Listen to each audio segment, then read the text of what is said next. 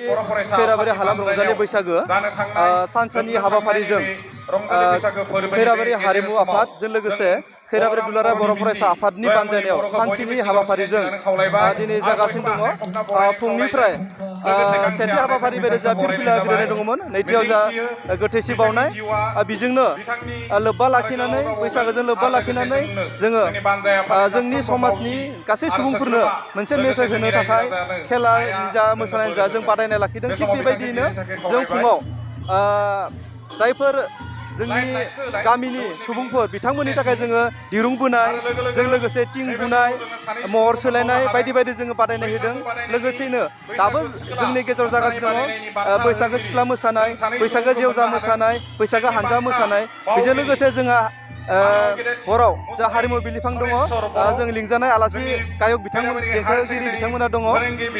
थिग बायदिनो जों दिनै जोंनि गेजेराव जों दिनै जोबोद गोजोननाय मोनदों जे जोंनि जि बानजायनाय, बे बानजायनायाव जथेस्थ' गामिनिफ्राय बाहागो लाफैदों आरो बाहागो लानानै जोंनि खौसेथि, जोंनि हारिमु सिबिनाय बेखौ जों दिनै नुनो मोनदों। लोगोसेनो नैबे समाव आं मोनसे मेसेज होनो लुगैदों जे बैसागु बोथोरनि गेजेरजोंनो जाहाथे जोंनि बर' हारिनि गेजेराव बेबायदिनो रंजा बाजा खौसेथियै जोङो संसार जालांनो हायो, जोंनि समाजखौ मोजां खालामलांनो हायो, लोगोसेनो जों अराय सम खौसेथियै थानो हागोन। आं बेखौ मिजिंथिनाय जाबाय। खुलुमबाय। गिबियावनो खुंगा 44थि खैराबारि हालाम रंजालि बैसागो फोरबो सानसेनि हाबाफारि खोब गाजा गोमजायै जों खुंगासिनो दङ। मानो होनब्ला जों सानसेनि हाबाफारि लानाय कारना बेनो, आरो दिनै 14 बैसागो माने 28 एप्रिलाव लानाय कारना बेनो, गामि गामि 7 बैसागोनि आगोलावनो लाजोबदों। ओंखायनो गामि गामिनि मोसानाय मोसाखावरि बादायारि बा बाहागो लाफैगिरिफोरा सम मोनिखाय एसे फावसायना जोङो 14 बैसागोआव दिनै फालिगासिनो दङ।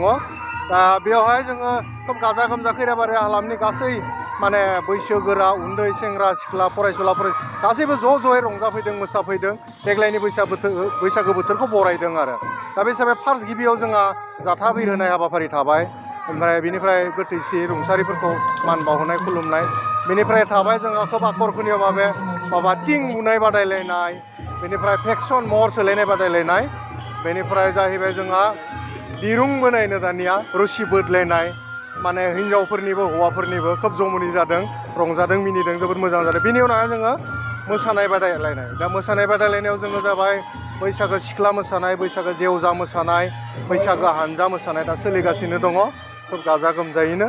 बेनिफ्राय मोनाबिलियाव जोंहा हारिमु बिलिफां आयदायाव बिथां बेखेवगिरिबो जोंनि खैराबारि हालामनिनो मेथाइ खनगिरि, खननोबो गोरों, गाराङाबो साफा, भइसआवबो मोजां, बिथां जाबाय एक्स एमएलए कालाइगाव समस्तिनि बिथां महेश्वर बर' सार।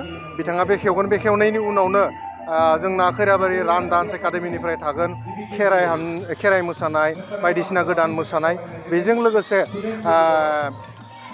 जोंहा मेथाइ खनगिरि देग्लाय बोसोराव दुलाराय बर' फरायसा आफादजों सायख'जानाय देंखो से निथामाव उथ्रिसार जानो हानाय जोंनि खैराबारि हालामनिनो बिथां कामाख्या बसुमतारी बिथाङा जों दिनै मान बावनायजों लोगोसे बिथाङा दा हराव बाहागो लागोन। लोगोसेनो आरो मोनसे गोजोनथाव रादाबै बेनो जोंनि खैराबारि हालामनिनो बावैसो सिगाङाव बान्था मोनलांनाय इन्टारनेसनेल फिल्म फेस्टिभेलाव मोननै बान्था मोनदों। मोनसेया जाबाय अजन्ता इलुरा इन्टारनेसनेल फिल्म फेस्टिभेल, बे जाबाय औरंगाबाद महाराष्ट्र। आरो बेनिफ्राय केलकात्तायाव जाबाय निरि 9 इन्टारनेसनेल फिल्म फेस्टिभेलाव बिथाङा नैथि खेब बेस्ट चाइल्ड आर्टिस्ट बान्था आवग्रिनो हादों बर'फोरनि गेजेरावनो। दा बाख्नायथाव बिथां बिनानावा जाबाय भुमिका दैमारि। बिथांखौ मान बावनायजों लोगोसे बिथाङा बेयाव बाहागो लागोन, मोसाना दिन्थिगोन, एक्टिं खालामना दिन्थिगोन। लोगोसेनो जोंनि खैराबारि हालामनि जाखांफुनाय मेथाइ खनगिरि, महरगिरि गासैबो बाहागो लागोन। दा बे समाव आं खैराबारि हालामनि गासै रायजो राजाखौनो जाय बिथांमोना फैनो साननानै दङ, बिथांमोनखौ आं खावलायहरदों। जोबोद गाजा गोमजा जागासिनो दङ। हयथ' गुबुन बोसोराव माबायदि जादोंमोन आं बारा बुंलिया, देग्लाय खिन्थु जोबोद साबना हामना गाजा गोमजा जादों, गासैबो रंजादों, मोसादों, बैसागो बोथोरखौ बरायदों जेला। नोंथांमोना सोरबाफोर न' सिङाव हाबसोना दंबा, खना खनला दंबा, फै दिनैनि बे बैसागो बोथोराव मयरंग फावथिनासालियाव ज' ज'यै जों बाहागो लानि, रंजानि, बैसागो बोथोरखौ बरायनि।